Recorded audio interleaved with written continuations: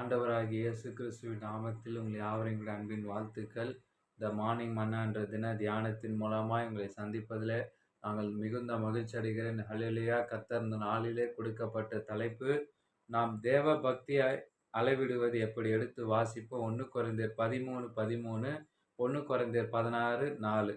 இவைகளில் அன்பே பெரிது, உங்கள் காரியங்கள் எல்லாம் அன்போடு செயல்பட கடவுள் சொல்றார். இன்றைக்கு நம்ம வேத பகுதியில நம்முடைய ஆண்டவராகிய இயேசு கிறிஸ்து உயிர்த்தெழுந்த பிறகு தரிசனமான பல சம்பவங்களில் ஒரு சம்பவத்தை குறித்து வாசிக்கிறோம். ஆண்டவரோடு 3½ வருடங்கள் சஞ்சரித்த பிறகும் பேதுரு அவர் சிலுவையில் அறையப்படுவதற்கு முன் அவரை 3 முறை மறுதலித்தான். ஆயினும் தன் உயிர்த்தெழுதலில் அவனை சந்திக்க சமயத்தில் ஆண்டவர் இயேசுவும் அவனது தவறோ தோல்வியோ சுட்டி காட்டி ஒரு வார்த்தையும் பேசினதே இல்லை. ஆனா மாறாக அவனை நோக்கி, யோனாவின் குமாரனாகிய சீமோனே, இவைகளிலும் அதிகமாய் நீ என்னிடத்தில் அன்பாய் இருக்கிறாய் என்று கேட்டார். யோவான் 21:15 வாசிக்கிறோம். அன்பான தேவ பிள்ளைகளே, நம் ஆண்டவராய் இயேசுவின் மேல் கொண்டிருக்கிற அந்த அன்பு ஆவிக்குரிய இந்த வளர்ச்சியிலும் அளவுகோலாகும் இறையியல், இந்த பட்டமோ சபையின் தலைமை பொறுப்போ சகல சபை காரியங்களில்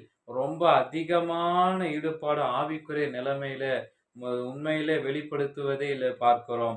ஆனா ஒருவர் முழு நேரமோ ஒருத்தர் பல ஆண்டுகள் சேவை செய்தாலும் நம்முடைய ஆவிக்குரிய அந்த வளர்ச்சி அளவுகோலாக்க முடியாது. பல ஆவிக்குரிய கூட்டங்களில் பங்கெடுப்பது மிகுந்த சிறந்த வேத அறிவை பெற்றிருப்பது, ஆனா போன்றவைக்கிறது கூட அளவிற்கு அதற்கு கர்த்தருடைய பார்வையில் நாம் அவர் மீது காட்டும் அன்பு மாத்திரமே அல்ல, தேவ பக்திக்கும் அளவுகோலா இருக்கிறது என்று வாசிக்கிறோம். வெளிப்படுத்தின விசேஷத்துல ஆண்டவர் எபேசு சபையை கடிந்து கொள்வதை நாம வாசித்து கொண்டிருக்கிறோம்.